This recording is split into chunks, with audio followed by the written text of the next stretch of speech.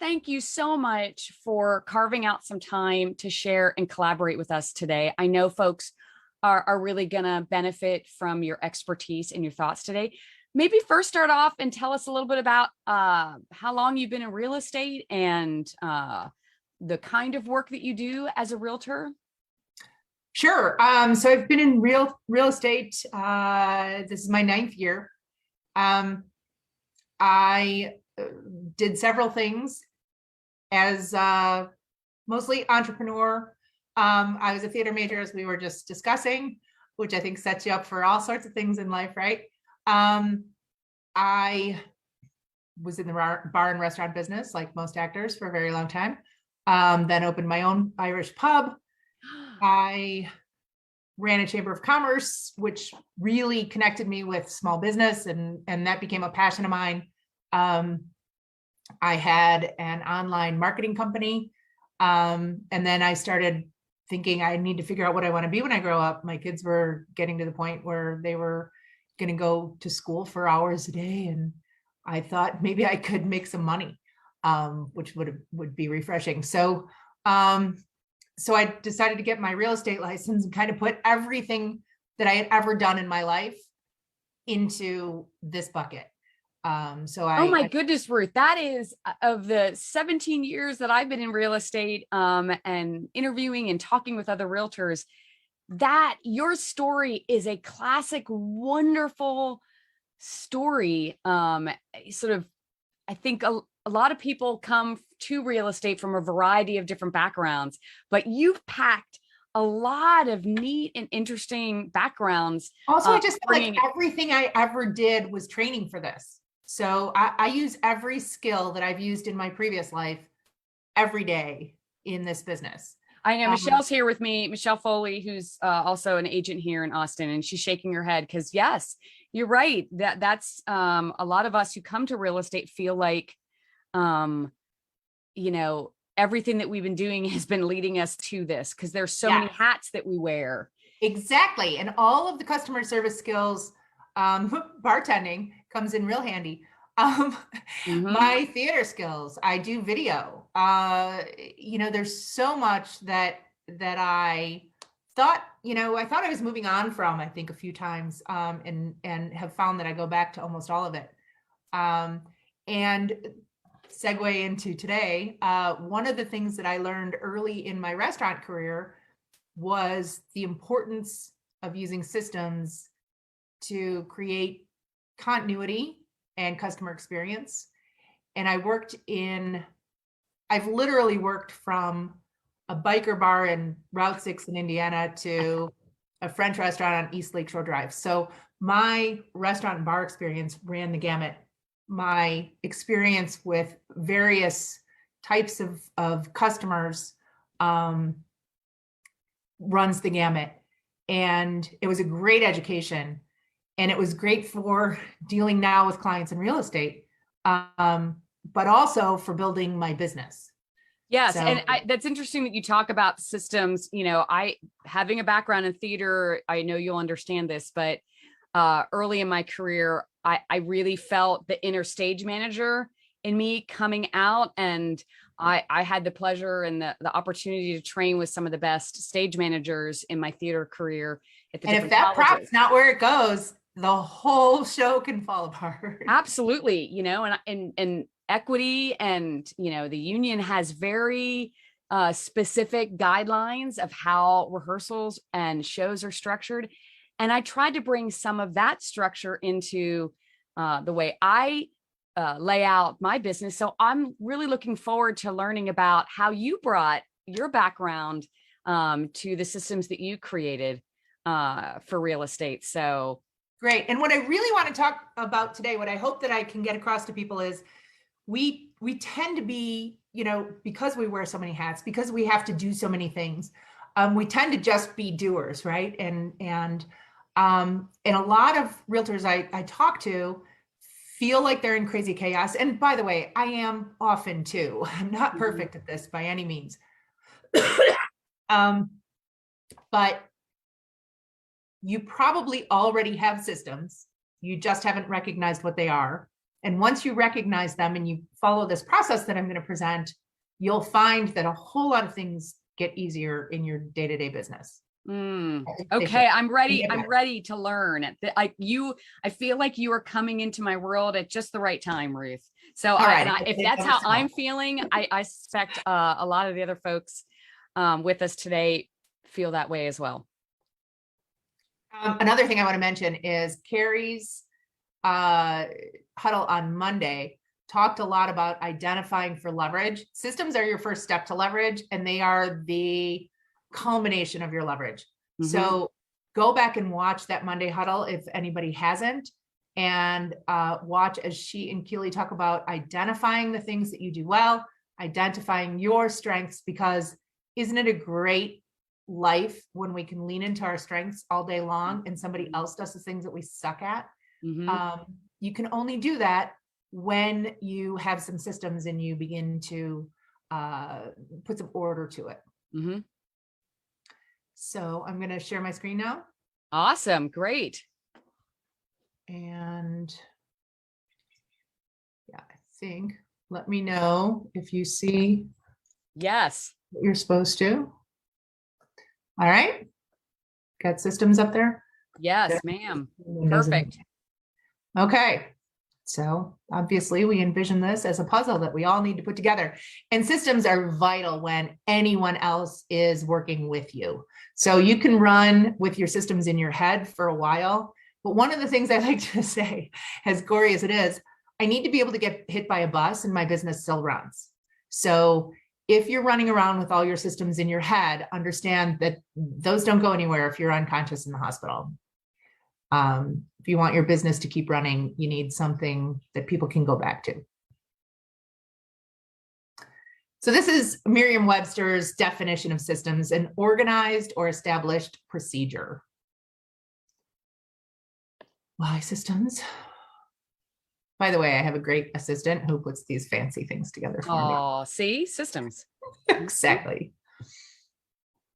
So without systems, this is what you end up with in the street, right? Systems help us all to be heading in the same direction, to get where we want to go, to not get in accidents, and to know what's coming next, and also be able to communicate that to the people that we're in business with, like our clients. Systems are leverage. They will begin to do the work for you or with you once you develop them to the point where they function. They're the only way that you can scale. They're your first employee. When you start to employ systems, you will feel like you have an assistant.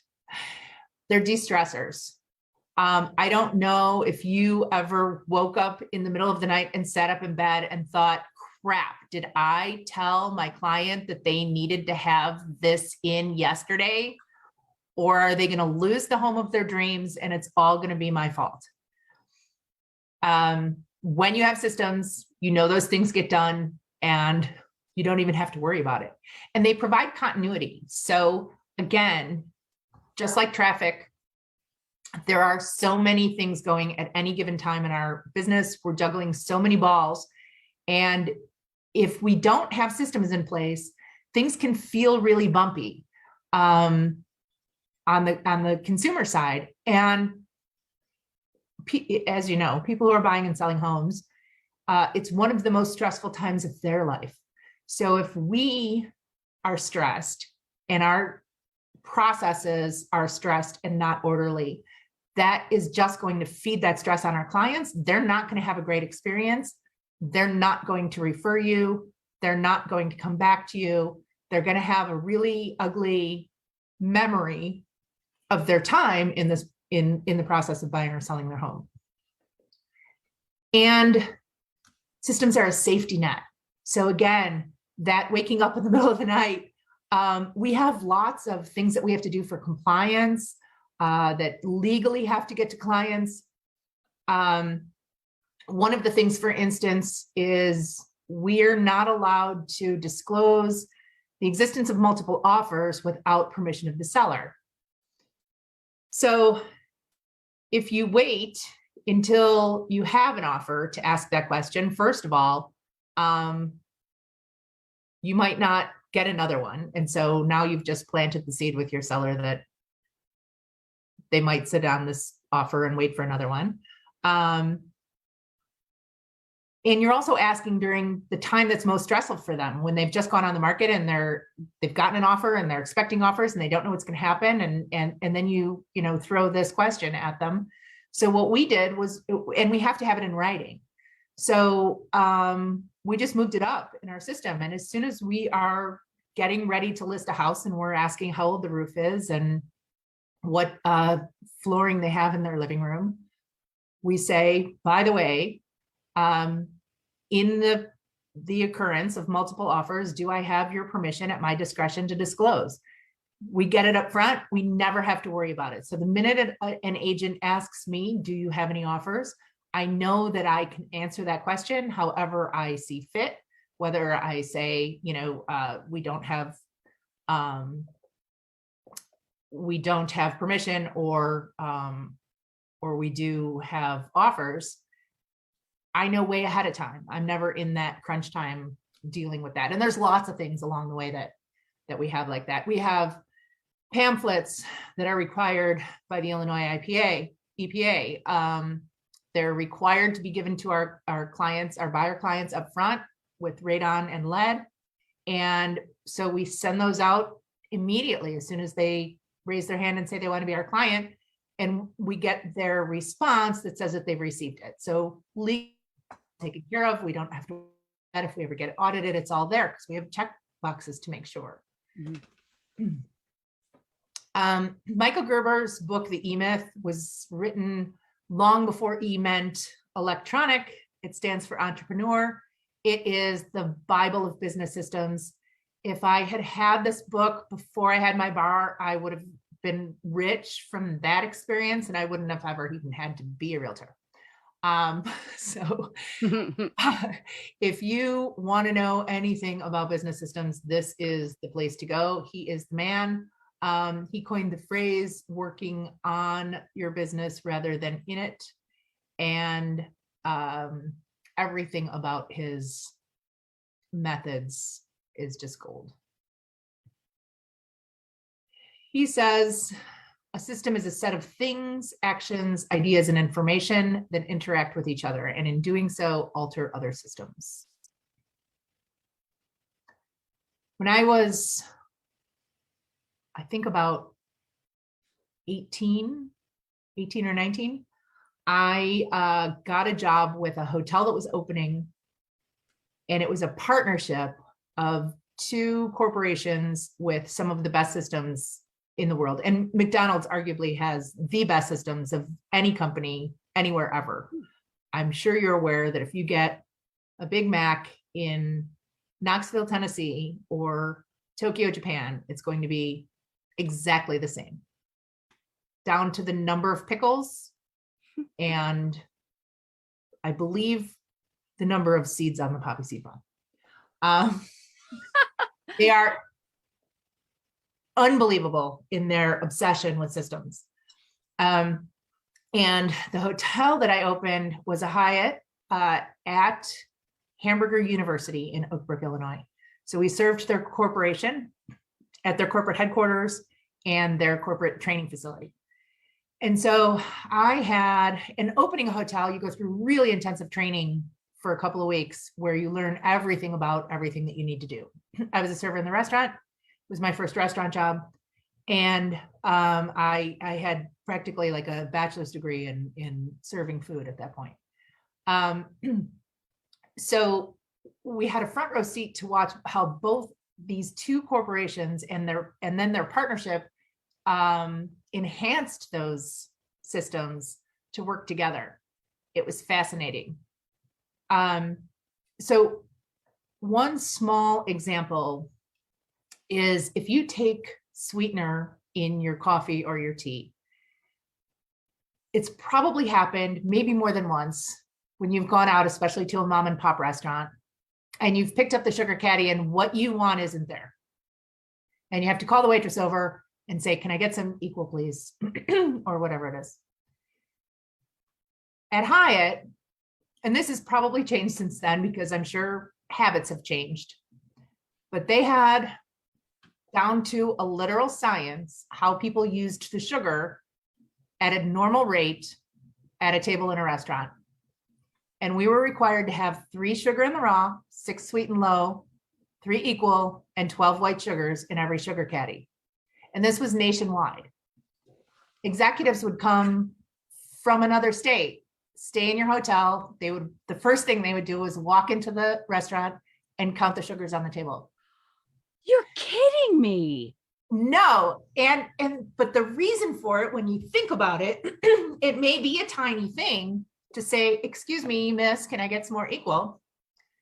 But if that's happening across the country 10, 20, 30 times in a morning, how much time is that wasting for the staff that you're paying in those restaurants?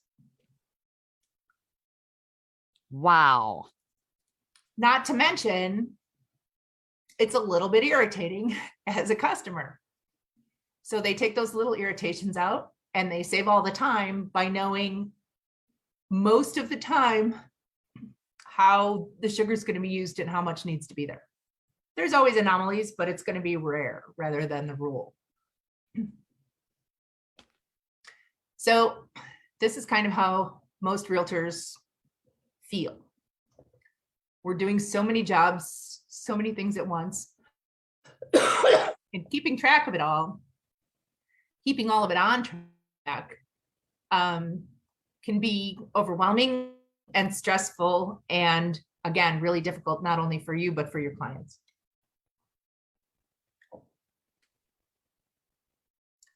So the process for systems is to create them, and that might be, in your head, it might be by doing it 3 or 4 times. But you have to have a little bit of an idea of what it is you're doing to begin with. Then you need to document it. Now, sorry, when I talk a lot, I cough.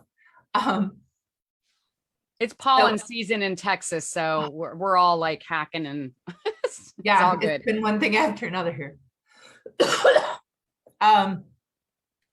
If you're already a busy realtor, and sometimes people decide to try to hire somebody before they have systems in place, the first thing that person should do, their first job, is to document the systems. They're not going to want to, by the way. They're going to want to ask you every day, 15 or 20 or 500 times, how you want the same thing done that they did yesterday. But your job is to make their job the documentation. So you say, I will show you once, you'll document it, I'll answer your questions maybe twice more, but your job is to document what I do and how I do it, or what I need you to do and how I need you to do it, and then follow that documentation. If you're the only one there, then you're going to document it yourself, and you're going to just add one more hat to the ones you're wearing and make sure that you're documenting everything you do all day long. Once you start the documents, which we'll get into in a second, you're just going to be filling them in after that, or refining them. And that process of refining kind of never really ends. There's always going to be something that you're going to find to add to either make it better or make it faster or whatever. Then you're going to duplicate that. And this is where you get to do the best thing, which is delegate and still have it done the way you want it done. So many people say, I can't hire someone because they don't do things the way I want them to. That's because you're trying to hand it off prematurely.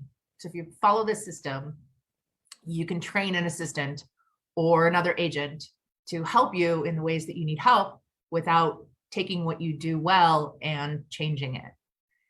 And then the final step and the ultimate goal is to automate. The other thing that I see people do that helps contribute to failure in this process is to try to automate before they've really gone through the rest of the process. Sorry, somebody on my contacts list must be getting through.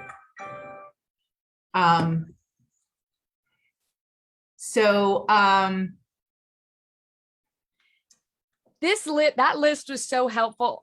I'm taking so many notes, Ruth. I have been through years of systems advancements and documentation and organization, and you've just launched some creative wheels for me of maybe some tripping points. So I didn't mean to interrupt you, but no, that was a different perspective, the way you structured that. Thank you. So this is a screenshot of one of our systems, which is for our transactions. And I'm just going to show examples. I'm not going to give people our whole thing, not because I don't want to share it, but because I really think it's vital to develop it yourself in order for it to work. Yeah. So I'm happy to help answer questions, show you more examples if you'd like to, but if anyone says, can I have the links to this? I'm going to say no, just because I don't think it's going to be helpful, and you're much better off spending the time that you would spend trying to figure my system out, starting in the beginning of yours. I completely agree. Someone, as I've already shared, I've developed many different variations of systems over the years, and the process of developing it is just as valuable as a business owner. Exactly. So we have different sections of our transaction process. And then this is the order that the tasks go. You'll see some of them are simultaneous. Then whether it's a task or an email, if it's an email, the subject line is here. If it's a task, it says basically what needs to get done. This is notes from our tech guy. And then this is the trigger event. So most of these things happen because something else happened right before it. So what starts off both our buyer and seller transaction process is that the lead fills out a questionnaire that goes into our system, and that starts everything from happening. That makes it really easy on me, because instead of saying, oh, I'll call you, or I'll email you, or I'll text you, or maybe we should have a Zoom call, I know exactly where to tell people to start. As soon as they raise their hand, I say, I'm going to shoot you a link. If you could just fill that questionnaire out real quick, it gets us started, and then we can talk next steps. Wherever I am, I can do that. If I'm in my car, I can pull over into a gas station and I can send them the link to fill out the questionnaire. It's never, I can even, it's a short enough link that I can say it and they can get there. Most of the time I try to send it just because my name is hard to spell, but it's really low friction to begin. Now, this doesn't necessarily mean that this is somebody who's going to buy or sell a house with us, but if they're going to, this is the place to start. So this is also where we filter. If people don't want to fill out the questionnaire, guess what? They're probably not going to talk to a lender or do anything else either. So that's fine. Yeah. So they fill out the questionnaire. This is a seller. So they get a couple of emails, and then we schedule the consultation. This kind of stops everything until that consultation happens. Then we move forward from there.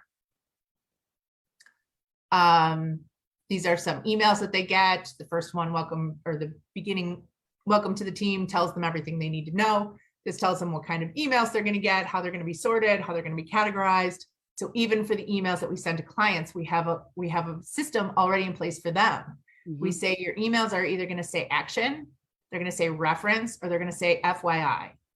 And if it's reference or FYI, you can, look at that later. You can put a folder in your email box and come back to it. But do you have automation in the emails that go? We do now. Okay. We do now, but we used to send them out manually. So again, don't try to automate before you've got all the kinks figured out, but we'll go through the programs we use that we've kind of gotten to.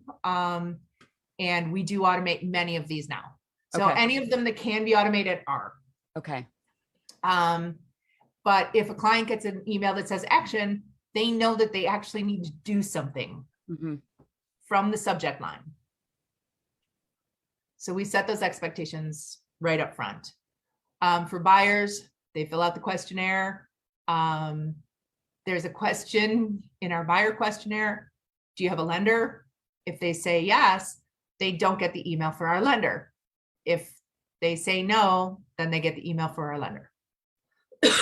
So guides them through all the first steps. Sometimes they miss things. And so during our consultation, I'll say, I don't think we've got a pre-approval yet. And they say, oh gosh, yeah, we were thinking of going to our bank. And I say, go back to that email we sent you. You have our lender. Don't go to your bank. So we have a little video. We have more videos that we're going to be integrating into our email process. So again, we're kind of always building and filling in and adding. We just added a new email the other day because of so many multiple offers with all of the details of everything you might want to consider, because these days, sometimes I don't have time to explain what all of those things mean between the half an hour of seeing the place and when all the offers are due, right? Mm-hmm. So we get that out up front. Then at least they've seen it. At least they've got some idea of what an appraisal gap guarantee might mean before we're standing on the sidewalk outside a listing that we're going to write an offer on. So I'll show you real quick what this looks like. We just have it embedded in our website.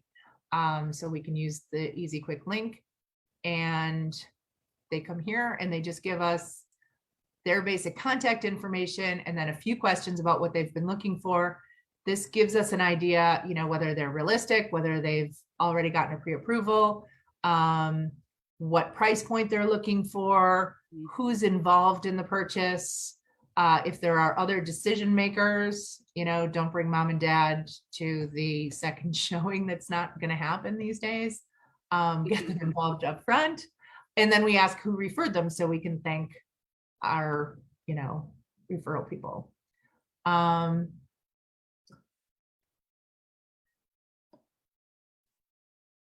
then that goes, when they fill that out and submit it, that goes via Zapier straight into our CRM, assigns the client to the agent whose name they've chosen, and everyone is alerted that we have a new buyer or seller client.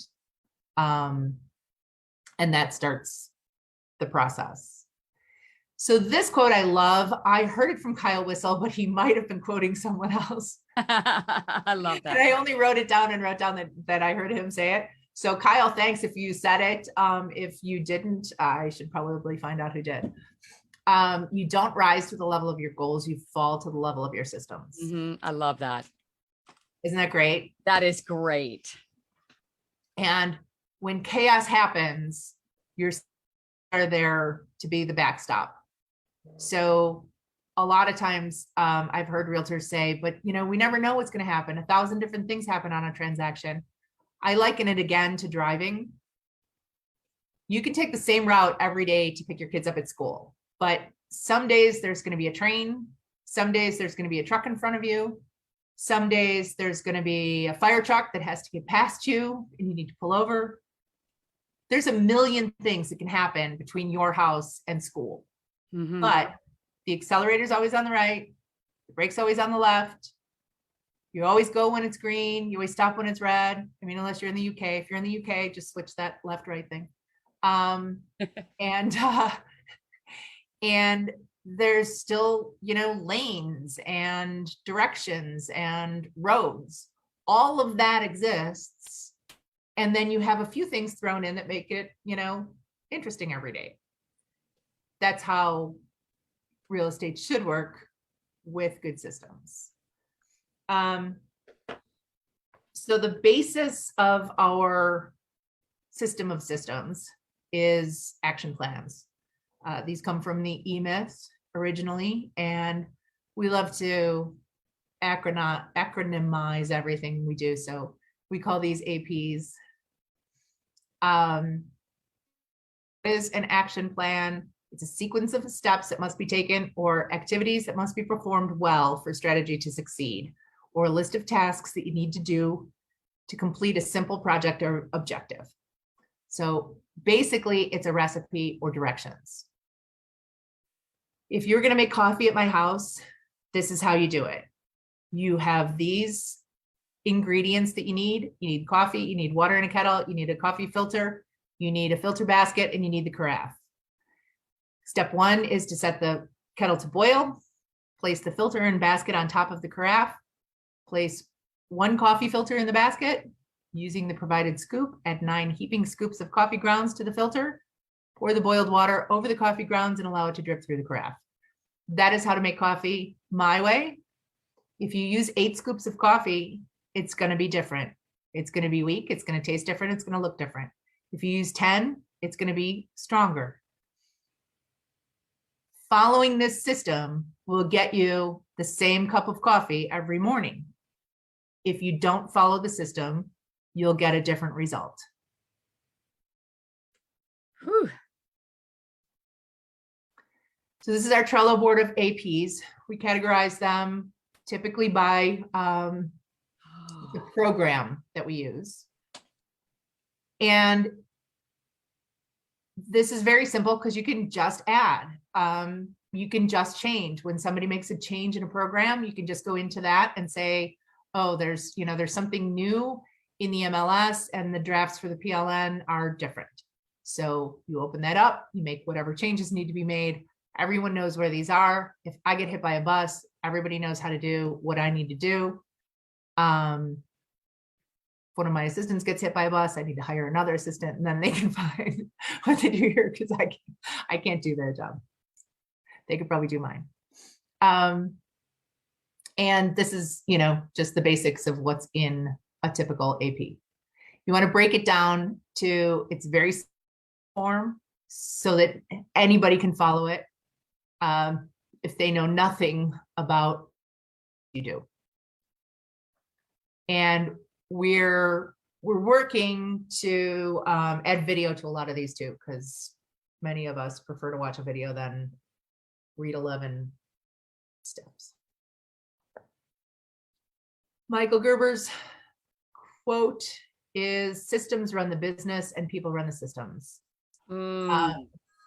I have found that if you have good people with good intentions and relatively decent skills, but you have great systems, you don't ever have to worry about whether your people are going to perform or not. Yeah. We don't ever, in my team, it is never a person's fault if something doesn't happen. It's always a flaw in the system that we need to address, which makes it super easy. You just find the flaw, you fix it, and then you move forward. These are the programs we use. That first one is an affiliate link. So if you don't want me to get any money, just take the do the work off of it. Use mailboxpower.com. Trello, new to Trello. We have used several products, and many of them we thought would do all sorts of automated things, and it didn't quite work out. So we've kind of simplified back down, and Trello fits our needs at the moment. So Close is the CRM we use that allows us to automate tasks and emails.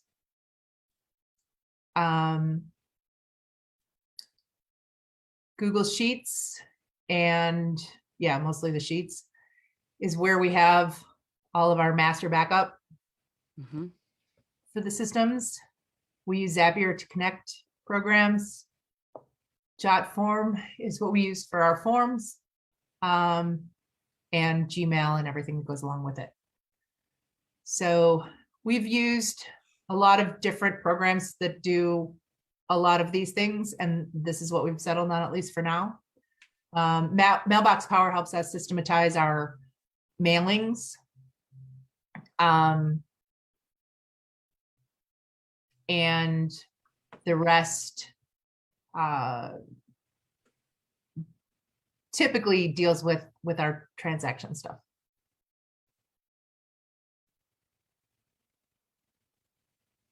So that's all I have. Oh my goodness. I just feel like you put a whole new lens in Oh, front of me, Ruth. I got to tell you, I consider myself a systems person, and I was sort of one of the first in the industry to really kind of move into Google systems. Had a teammate years ago that put all of my business systems in the Gmail suite, and I have just been working on this for over a decade. And listening to you today has made me realize, not that I've been doing good work, like I have been working on this, but I just didn't have the right lens in front of me in terms of how to focus. And now I just want to figure, is there a way that I could shut down my business for like a month just so I could focus on systems? Almost like sometimes when you I want to do that every day. I could just spend my world in systems because I know what they can do. I know the power. Yeah. So, I guess. And you also know the chaos without them. I mean, yes.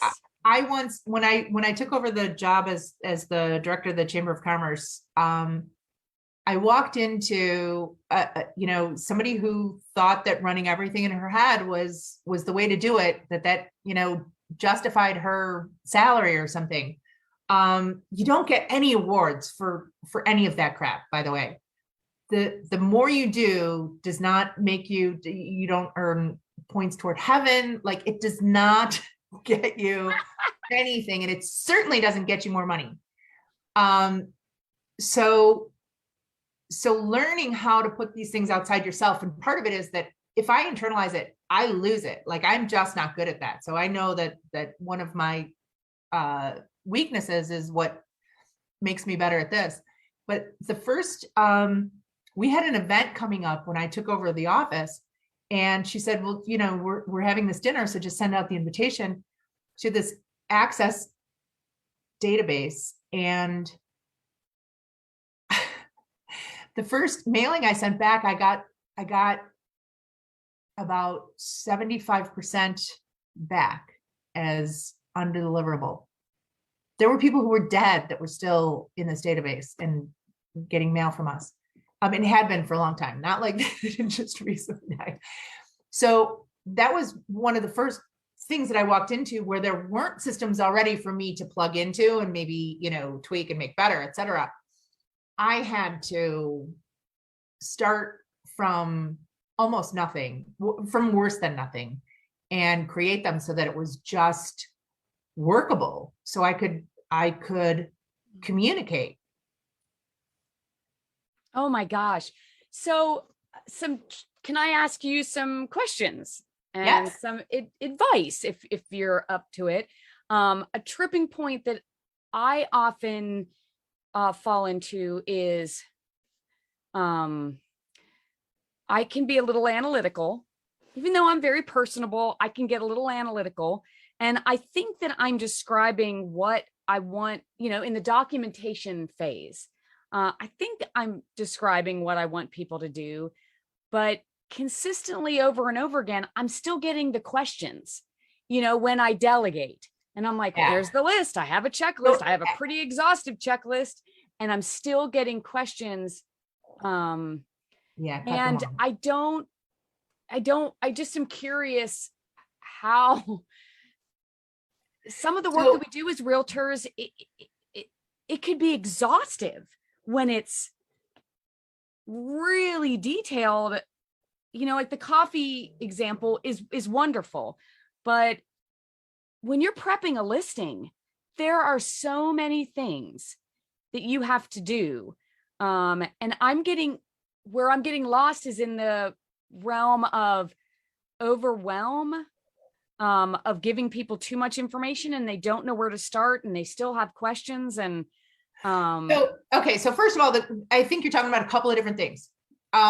They will still have questions because that's the kind of people they are if they're in that job. Mm-hmm. So they are people who want everything to be right and they want it all to be right before they do it. One of the hardest things for one of my assistants is for me to say, do it and then come back and tell me what was a mistake. It drives her crazy, and I get it, but it's part of the process that's necessary in order for us to actually get the right answer. So when we changed CRMs, she almost lost her mind because this is really, really hard for her. And I said, we're going to start using the new CRM. And she was like, but I'm not done testing it yet. And I said, and you will never be done testing it. And no matter how thoroughly you test it, when we plug it into clients, something will go wrong. Let's just do it. Let them know we have a new system. We're going to make mistakes. We appreciate your assistance on this. Really, really hard for her to do. So sometimes our assistants have to do the things that they're very uncomfortable with in order to get this right. They will continue to ask questions until you tell them to shut up and go find the answer. And I'm not trying to be respectful there, but that is truly what it takes for them to feel like they can let go of it perfect before they do it. Okay. And they will not stop asking you questions until you make them stop asking you questions. Okay. And it comes from the best place. It comes from wanting to do the best job. Yes. Okay. So That I is never, want them to feel like that's the wrong thing. But they need to understand that the questions are the wrong thing. I can't do my job if you don't stop asking me questions. So go do it, make a mistake. Mistakes are good. That's how we figure out what's wrong. okay. And team lead has to set the monkey aside that that the perfectionist monkey that says, but the client is going to be upset. And what if we're not doing all the things that we said that we were going to do? And that's going to destroy everything. When you have systems and you have told the client that you have things that you're going to do, you are already better than 98% of realtors. So you're starting from a point that's very close to perfection. And when you turn to your clients and you say, we are always trying to be better. And in order to be better, we've made some changes to our system that are brand new. We're not going to drop a ball. Nothing important is going to suffer, but it might be a little bit wonky in the middle. Is that okay with you? Well, that's an easy script, Ruth. Right? You know how much our clients loved being the ones who helped us? Oh, I haven't thought about that. Yeah. Because when we talk about our team, we mean them too, right? Yeah. Oh, that's beautiful. Can I ask you a couple questions about Trello boards? Yeah, I don't know a ton. First of all, and this isn't a high level, this isn't a super because I had all of my checklists in Google Sheets and Google Docs for years, and we just switched over to Trello boards. And my question is really around how you categorize the boards. Right now I've got a seller board and a buyer board for each transaction. And, we have organized it by the sections, like just, going through the process, all the lists. But I feel like what we're finding is there's just so much data that people are really just getting lost in it. And I saw that you had it broken up between platforms instead. So that was our action plans. That's pretty much just the backup. We don't even reference that very often. Most of us, know what we're doing in most of that, but we have them there for the background. If someone gets hit by a bus. Yeah. The transactions, we have the master Google Sheet, but we really have that integrated now into our CRM. Oh, okay. So all of those things happen within a transaction in the CRM. It can be, so you're often dealing with a couple of things too, because the first thing people want to do with a checklist is throw it out. Like everybody. And I remember at my bar, I had opening and closing checklists, and every day I'd go there and they weren't done. And I'm like, you didn't do the checklist, but I did all the stuff. And like, I guarantee you there's 20 things on this list. One of them didn't get done because you didn't use the checklist. I made the checklist and I used the checklist. So don't tell me you know what's on the checklist. Hallelujah. There's a great book. I think it's called Checklist Manifesto or something. But it's about checklists and you know, it starts with airline pilots. I think we all can agree they're pretty smart people. Yes. What do they do when they sit down in the chair? They go through the doggone checklist. Go through the checklist. They don't ever say, you know what, I got it. Ever. 9 flights from the same place to the same other place, they go through the checklist. Because people's lives are at stake. Yeah. And, you know, we're in charge of people's largest life investment oftentimes. What we do matters a lot. Yes. And so you do the checklist, whether you think you know it or not. So your job then becomes list, and you're rated on doing the checklist. So one of the things that I struggled with my assistants when they were joining me was that documentation and building those actions to begin with. That's just something that people don't like to do. And I was like, well, this is your job. Your job is to deliver these to me. So you got to do all the things to get them done. But this is the goal. Give me an action plan for how to do this task. Okay, so I don't have a plan. You didn't do your job. So all of your transaction checklists are in the Close CRM. Yes. So we actually get assigned tasks as we go through. One thing happens and then the subsequent task comes to us. Do you have additional agents serving with you on a team or under you? We do. So we have one other agent that's been with us for a while, and my husband is also an agent, but I do most of the agent work. And then we just hired 2 brand new agents. So I felt that we really needed to have these things in place before I could teach somebody how to be a realtor. So talk to me about that transition that every agent goes through of, well, the client hired me, they want me to do the things, and now I'm handing it over to someone else. Are they going to be? So most of the time they don't want you to do the things. They want the things done. I think that, first of all, I think we're all way too worried about being the person who does the things. We all have way too big of an ego about that. People don't want to feel abandoned. I work, you know, by referral, I work with relationships, but if I say Tammy is the person who crosses T's and dots I's, you do not want me handling your paperwork. Believe me, if you actually want to buy this house, you don't want me doing your paperwork. Why would they want that? So everything that Tammy needs goes to Tammy. When Monica is setting up listings, seriously, I know I was at your house and I took pictures and I saw what your flooring is, but Monica is going to ask you what it is because she needs to know so she can put it in the listing. And I've got 15 other things in my brain. That's not the thing I do best. That's not where you want me. That's not where you want me.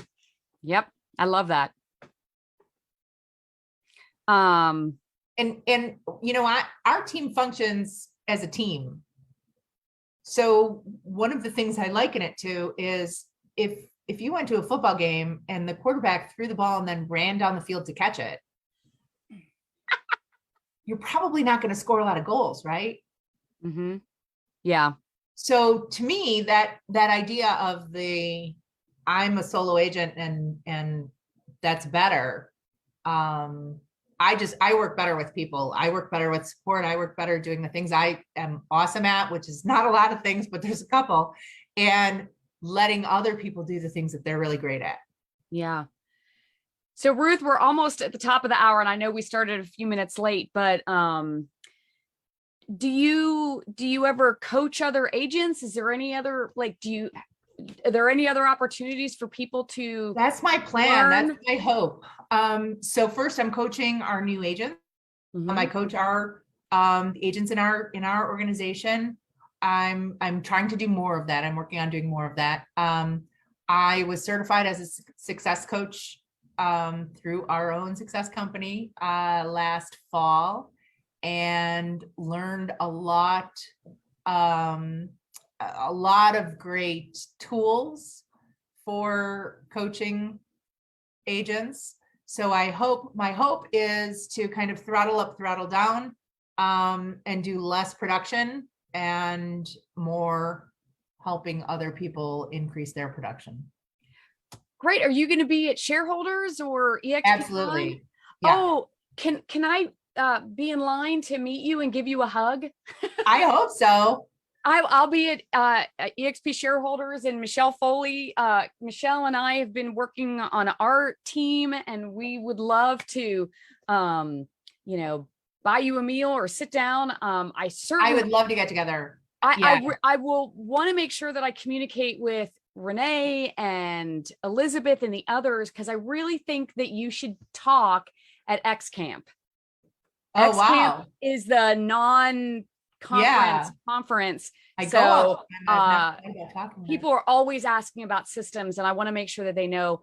I think your take on systems brings a fresh new slant to it, but it's it's still tried and true basics, but it just has some corporate aspects to it that sometimes aren't shared in our real estate industry. This is wonderful, and I'm so glad that this is going to be online for family tree folks to watch and review. I think I'm going to go back and rewatch this myself. Thanks so much. It's sparked a lot of ideas, and I think whether you're a new agent or an experienced agent, there are different levels or chapters in an agent's career where they're always needing to reevaluate their systems. And if there's one thing that I could have done as a younger agent, it would have been documenting my developing process, so that when my business exploded, I wasn't, and when I had downtime. And I always liken it to someone who's trying to build a building and the foundation at the same time, right? So if you're trying to build up and you're like on the 4th, 5th, 10th story and trying to shore up that foundation, that's a lot harder to do. Absolutely. The foundation in the beginning. This was wonderful. Thank you for the gift that you've given Family Tree. Everyone, if I'm just going to remind you, this is Ruth Sheahan in Illinois, and two-time EXP icon agent. I'm gonna pass along. I used to be the systems guru. I am passing along the guru. Wait, I'm gonna get a hat. I'm gonna get a top hat. I am passing along the systems guru hat to you, Miss Ruth. I will downgrade to the bowler hat. Wonderful. Well, Michelle, I've not done the workplace thing before. So do I stop? Do I say goodbye to everyone? We do have one quick question. Oh, which program are you using to keep track of your seller transactions? Which spreadsheet? Which program is that? Which program are you using for seller transaction? That's just Google Sheets. Google Sheets. Yeah. And then we integrated it into Close, but don't start there. Start with Google Sheets. Okay. And just what goes first, what goes next. And then with Google Sheets, you just insert another row, right? And when you forgot something or you add something, you just go back and put it in where it goes. Yeah. Wonderful. Okay. Just start doing it. Just start documenting your simplest systems. Yeah. And when I was starting out, 12 years ago, developing systems, I still don't use a CRM. I'm entirely in Google land, Yeah. and Google spreadsheets, but I mean, Excel works fantastic. Yes. You know, Google Sheets, there's more integration and options, searching options and saving options, as I found out yesterday or 2 days ago, that are available with the Google Sheets and Google Docs. So, And also just keep it simple until you get it down. Like, I think one of the big mistakes that people make is they want to explode it before they have the basics. So build your basics and add on from there. yes. Oh, Ruth, thank you so much. Thank you. Happy Thursday, everyone. I look forward to seeing folks and even Miss Ruth at EXP shareholders in June. Yeah. Oh, I just saw a post the other day that, or maybe it was this morning, that we're doing Universal Studios. Yes. Closing night. Yeah. They bought it out. Okay. I know. That'll be exciting. Yeah. Okay. Well, all right. Be safe. Have fun. Good meeting you. Thank you for the gifts. Bye-bye, everyone. Bye-bye.